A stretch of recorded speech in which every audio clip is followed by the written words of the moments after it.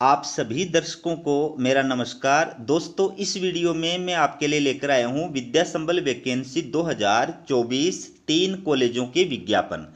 सबसे पहले देखिए आप, राजकीय महाविद्यालय पुष्कर इसके द्वारा ये विज्ञापन जारी किया है। तो आपको विज्ञापन के बारे में जानकारी प्रदान करूं उससे पहले एक और महत्वपूर्ण जो गुड न्यूज है वो आपको बता देना चाहता हूं कि राजस्थान के अंदर 25 राजकीय महाविद्यालयों में नए विषय और नए संकाय प्रारंभ किए गए हैं। तो उस वजह से 91 सहायक आचार्यों के नए पद जो है वो सृजित किए गए हैं। ये न्यूज भी आपको दिखाऊंगा कौन कौन सी कॉलेजों में नए विषय या नए संकाय प्रारंभ हुए हैं। ठीक है, तो उनके लिए भी जल्दी ही जो है संबंधित महाविद्यालयों के द्वारा विद्या संबल योजना के तहत असिस्टेंट प्रोफेसर के विज्ञापन जो है वो आपको देखने को मिलेंगे। तो सबसे पहले अब आप देखिए, राजकीय महाविद्यालय पुष्कर के द्वारा ये विद्या संबल योजना के तहत सत्र 2024-25 में अतिथि शिक्षकों की नियुक्ति करने के लिए ये विज्ञापन जो है वो जारी किया गया है। तो विज्ञापन की बाकी जो शर्तें हैं वो आपको एक साथ बताऊंगा। यहाँ पर आप सिर्फ इतना देखिए कि कौन कौन से विषयों में विज्ञापन जारी किया है। गणित, भौतिक शास्त्र, रसायन शास्त्र, वनस्पति शास्त्र और जंतु शास्त्र। प्रत्येक के अंदर एक एक रिक्त पद है।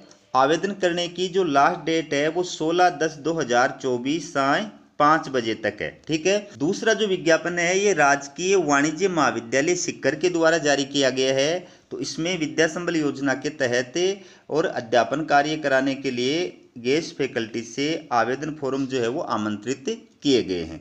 इसमें बीबीए पाठ्यक्रम के लिए पात्र व्यक्तियों से गेस्ट फैकल्टी के लिए आवेदन फॉर्म आमंत्रित किए गए हैं। तो किस विषय के अंदर कितने पदों के लिए ये विज्ञापन जो है वो जारी किया गया है, सबसे पहले आप ये देखिए। इसमें बीबीए के अंदर 3 पदों के लिए ये विज्ञापन जारी किया है और आवेदन की जो लास्ट डेट बताई गई है इसके अंदर वो आप देख सकते हैं 17/10/2024 साय 5 बजे तक आप इसमें अप्लाई कर सकते हैं। बाकी कॉमन जो इंस्ट्रक्शन है वो एक साथ आपको बताऊंगा। अगला जो विज्ञापन है ये है सम्राट पृथ्वीराज चौहान राजकीय महाविद्यालय अजमेर, इसके द्वारा जारी किया गया है। हालांकि इसके बारे में मैंने आपको पहले भी जानकारी प्रदान की थी, लेकिन कोई नया अभ्यर्थी अगर वीडियो को देख रहा है तो उसके लिए बता रहा हूं।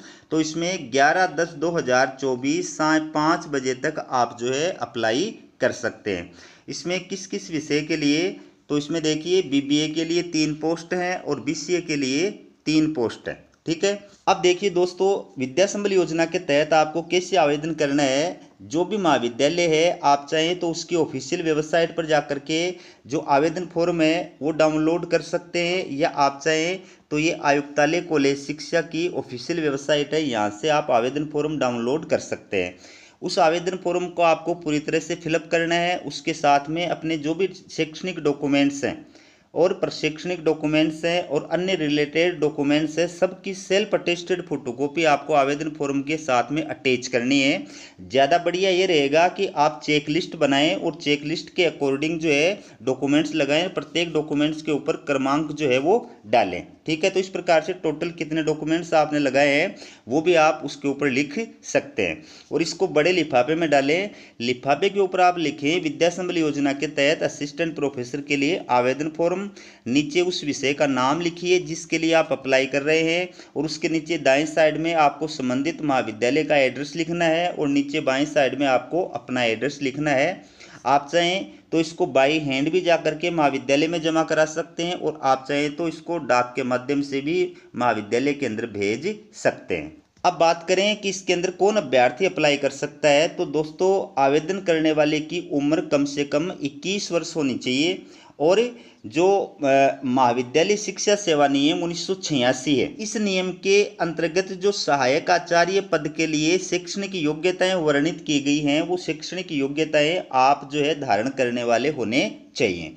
यानी जिस विषय में आप अप्लाई कर रहे हैं उस विषय में 55% मार्क्स के साथ में आपके पास में पीजी की यानी मास्टर डिग्री होनी चाहिए। इसके साथ साथ विश्वविद्यालय अनुदान आयोग यानी यूजीसी या फिर सीएसआईआर के द्वारा जो राष्ट्रीय पात्रता परीक्षा आयोजित कराई जाती है नेट, वो आप क्वालिफाइड होने चाहिए, या फिर जो स्टेट पात्रता परीक्षा होती है सेट या स्लेट, वो आप क्वालिफाइड होने चाहिए।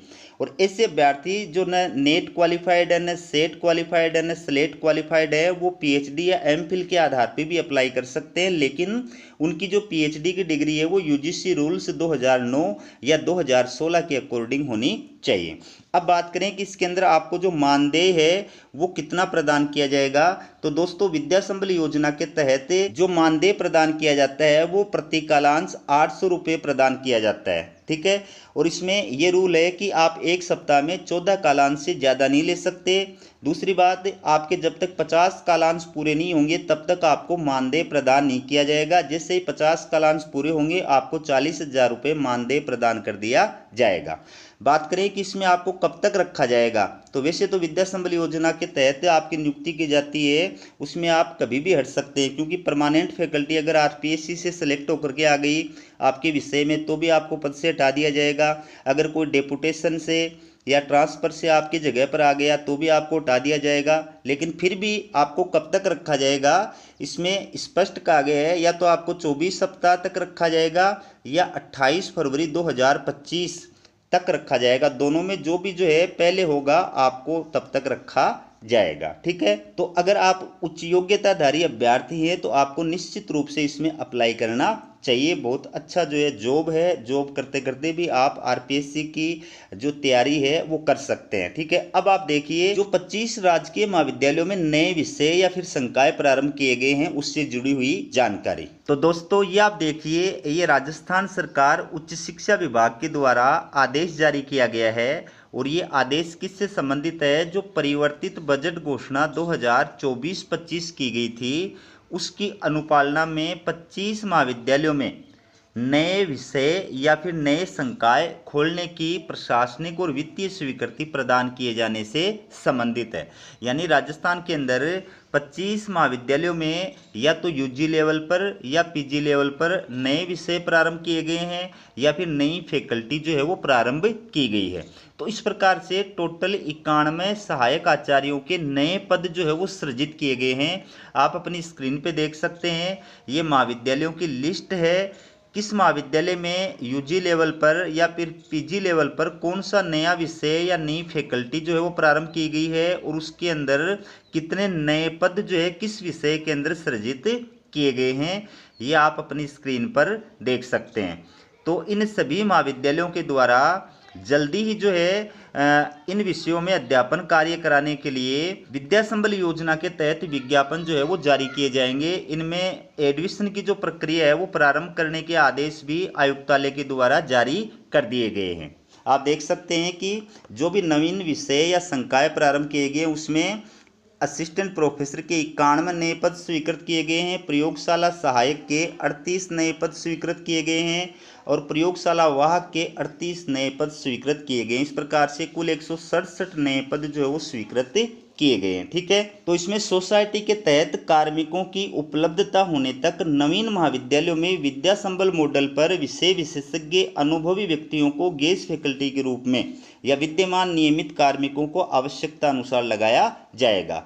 तो इन महाविद्यालयों के द्वारा जल्दी ही जो है विज्ञापन जारी किए जाएंगे और अध्यापन कार्य कराने के लिए विद्या संबल योजना के तहत गेस्ट फैकल्टी जो है यहाँ पर लगाई जाएगी। तो आप हमारे चैनल को सब्सक्राइब करके रखिए, जो भी अपडेट आएगी मैं आपके लिए लेकर के आऊँगा। अब इसमें सबसे महत्वपूर्ण बात जो आपके लिए वो क्या कही है, इसमें देखिए ये भी निर्देशित किया जाता है कि प्रवेश प्रक्रिया में हुए विलंब के कारण शिक्षण कार्य में आए व्यवधान से कार्य दिवसों की क्षतिपूर्ति के लिए प्राचार्य अपने स्तर पर नियमानुसार अतिरिक्त कक्षाएं लगवा करके अकादमिक सत्र में शैक्षणिक कार्य दिवस पूर्ण कराने का प्रयास सुनिश्चित करें। तो चूंकि नए जो विषय प्रारंभ किए गए हैं, संकाय प्रारंभ किए गए हैं, वहाँ पर शिक्षण कार्य विलंब से प्रारंभ हो रहा है, तो इसलिए आपको ये फायदा दिया गया है कि अगर विद्या संबल योजना के तहत आपसे अध्यापन कार्य करवाया जाएगा तो आप जो है वो एक्स्ट्रा क्लास भी ले सकेंगे। एक्स्ट्रा क्लासों का आपको एक्स्ट्रा जो भुगतान है वो किया जाएगा, ठीक है। तो ये थी विद्या संबल वैकेंसी से जुड़ी हुई अपडेट। इसी प्रकार की अपडेट पाने के लिए चैनल को सब्सक्राइब जरूर कीजिएगा। हमारा वीडियो देखने के लिए आप सभी का बहुत बहुत धन्यवाद।